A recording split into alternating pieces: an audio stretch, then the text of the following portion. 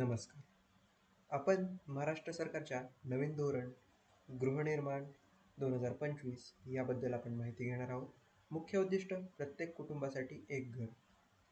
माझं घर माझा हक्क घोषवाक्याखाली 35 लाख परवडणारी घरे बांधण्याचा संकल्प करण्यात आला आहे. याच धोरणाची काही ठळक वैशिष्ट्ये. 35 लाख परवडणारी घरे 2030 पर्यंत आर्थिकदृष्ट्या दुर्बल म्हणजेच EWS आणि अल्प उत्पन्न गट म्हणजेच LIG यांच्यासाठी ही घरे उभारली जातील. 70,000 कोटींची गुंतवणूक.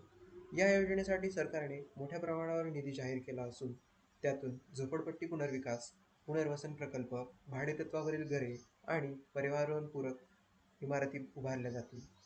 प्राधान्य गट ज्येष्ठ नागरिक, महिला, औद्योगिक कामगार, विद्यार्थी या सर्व गटांना विशेष सवलती आणि प्राधान्य दिले जाईल. महाआवास पोर्टल. सर्व अर्ज प्रक्रिया आणि माहिती एका डिजिटल पोर्टलवर उपलब्ध करून देण्याचे काम हे महाआवास पोर्टल करेल. झोपडपट्टी पुनर्विकास. मुंबईसह इतर शहरी भागातील झोपडपट्ट्यांचे पुनर्विकास करून रहिवाशांना सुसज्ज घरे देण्याचे नियोजन आहे. भाडेतत्वावरील घरे. शहरांमध्ये स्थलांतरित कामगार आणि विद्यार्थी भाड्याने राहता येतील अशी घरेही उभारण्यात येणार आहेत. पर्यावरणपूरक इमारती. घरांची उभारणी करताना सौर ऊर्जा, रेन वॉटर हार्वेस्टिंग आणि ग्रीन बिल्डिंग्सना प्राधान्य दिले जाईल.